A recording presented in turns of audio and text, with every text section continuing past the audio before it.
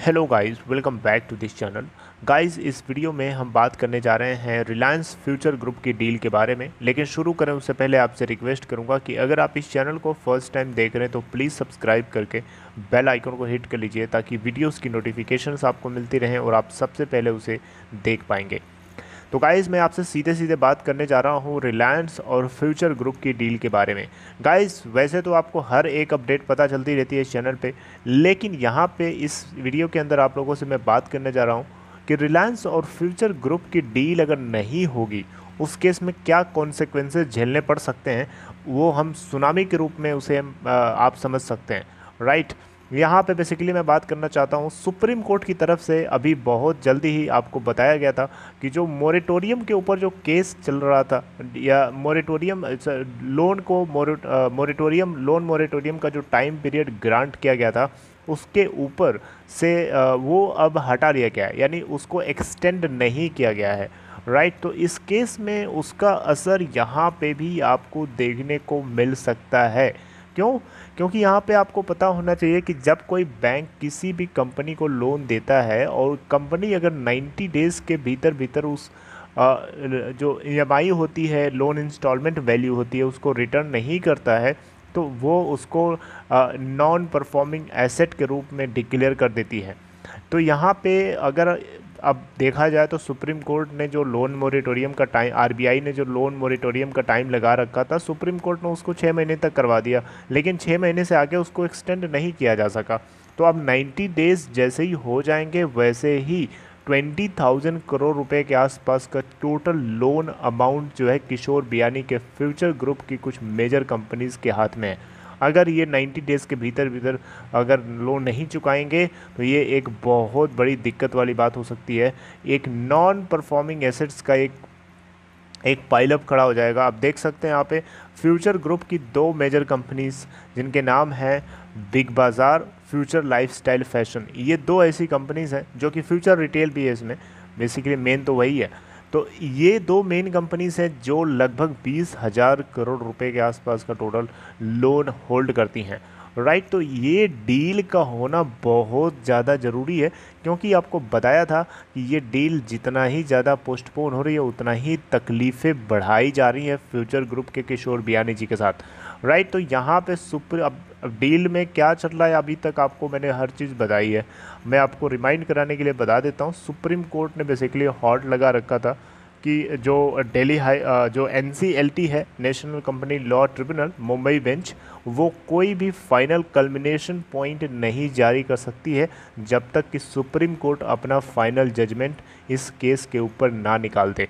अभी हाल ही में Delhi high court में जस्टिस जे.आर. मिथा के द्वारा दिया हुआ जो ऑर्डर था, जो जो जो जो इम्पोज लगाए गए थे किशोर बियानी जी के ऊपर कि ये 20 लाख रुपए जमा करें और दुनिया भर की चीज़ें करें। राइट। तो इनको चैलेंज करने के लिए किशोर बियानी जी दिल्ली हाई कोर्ट के डिवीज़न बेंच में फिर से अप्रोच किया और इनके इस दिए हुए ऑर्डर के ऊपर स्टे लगवा दिया।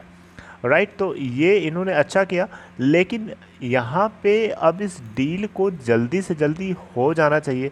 डील में लेट होगा तो ये एक दूसरी प्रॉब्लम आकर के खड़ी हो सकती है। आप देख सकते हैं 20,000 करोड़ रुपए कोई छोटी मोटी रकम नहीं होती है। अच्छा, चलो ठीक है, यहाँ पे अगर ऐसा नहीं होता है तो ये 20,000 करोड़ का लोन तो एनपीए में बदल ही जाएगा। इसके अलावा कितने लोगों की नौकरियां जाएंगी आप इमेजिन कर सकते हैं? कितने लोगों की नौकरियां जाएंगी? कितना खतरा है। एक जगह से सुनामी नहीं आएगी, ये ऐसी सुनामी होगी जो हर जगह से हर तरीके से घुमा फिरा के आएगी। अनएम्प्लॉयमेंट क्रिएट होगा, बैंकों की कमर टूटेगी। राइट। उसके अलावा जो कस्टमर्स हैं, जो कस्टमर्स को बिग बाज़ार और जितने इनके जो स्टोर्स हैं जो सामान प्रोवाइड करते हैं, कौन प्रोवाइड करेगा? क्या अमेज़न इतना इजीली और एक्सेसिबल है? नहीं है। जितना बिग बाज़ार फेमस है इंडिया के अंदर उतना अमेज़न नहीं है। राइट। अमेज़न बिग बाज़ार के स्टोर्स में लोगों को ख़रीदने की आदत है, लोगों का एम्प्लॉयमेंट जुड़ा है, लोगों का अफेक्शन है उससे। राइट। तो अगर वो क्लोज हो जाएगा तो एक तरीके से प्रॉब्लम क्रिएट हो सकती हैं। राइट। तो इसको लेकर के मुझे लगा कि आप लोगों को अपडेट करना चाहिए। तो यहाँ पे बेसिकली गाइस मेरा मेन पॉइंट है डिस्कस करने का, वो ये है कि इस डील के अंदर जितना ही डील को होने से जितना ही डिले किया जा रहा है, डील को होने नहीं दिया जा रहा है, उतना ही इसके लिए दिक्कत है, क्योंकि 90 डेज़ का टाइम पीरियड जैसे ही क्रॉस हो जाएगा, एनपीए के रूप में बैंक्स अपना इस लोन को डिक्लेयर करना शुरू कर सकते हैं। हालांकि यहाँ पे एक रेजोल्यूशन प्लान है जो कि अभी अंडर वे है, और ये अप्रैल 26 तक जो है टाइम इसके लिए अभी तक है, राइट। लेकिन उसके बाद से ये क्लासिफाई करना शुरू कर सकते हैं अगर 90 डेज़ क्रॉस हो जाता है, राइट। तो ये जो है सुप्रीम कोर्ट को मेरे हिसाब से इन सारे एस्पेक्ट्स को देखना चाहिए, सोचना चाहिए, समझना चाहिए, एंड देन अकॉर्डिंगली डिसीजन लेना चाहिए। अभी हाल ही में आपको बताना चाहूँगा, मुकेश अंबानी ने जो टाइम पीरियड था 6 मंथ का, इन्होंने इसको एक्सटेंड करके फर्दर 6 मंथ तक कर दिया। 31 मार्च 2021 वॉज द लास्ट डेट, इस डील को होने के लिए लास्ट डेट थी। अब यहाँ पे रिलायंस इंडस्ट्री लिमिटेड की जो अपनी कंपनी है रिलायंस रिटेल वेंचर लिमिटेड, वो इस डील से दूर भी जा सकती थी, लेकिन ऐसा नहीं किया। वो इस डील को कंप्लीट करने के लिए 6 मंथ का टाइम फ्रेम और बढ़ा दिया है, राइट। तो ये एक अच्छी बात थी, एक गुड न्यूज़ थी। अब देखते हैं कि अप्रैल के एंड में, यानी जो महीना हमारा चल रहा है, जो मंथ चल रहा है, इसी के अंत तक जो है सुप्रीम कोर्ट के अंदर इसी मुद्दे के ऊपर जो है सुनवाई हो सकती है। मैंने आपको ये चीज़ पहले बताई थी और मैं फिर से बता रहा हूँ, राइट। मीनवाइल आपको हर एक छोटी से छोटी और बड़ी चीज़ कुछ भी अपडेट होती है, मैं आपको डेफिनेटली अपडेट करूँगा। बस आपको कनेक्टेड रहना है, जुड़े रहिए और चीज़ों को सोचते समझते रहिए और अपडेट होते रहिए। So this is all about this video guys, I hope you like this. अगर आपको ये कंटेंट अच्छा लगा तो इसे लाइक कर सकते हैं, और डीमेट अकाउंट अगर आपको ओपन कराना है तो डिस्क्रिप्शन बॉक्स में दिए हुए लिंक को क्लिक करिए और अपस्टॉक में अकाउंट ओपन करा सकते हैं। See you guys next time updating something new, till then take care.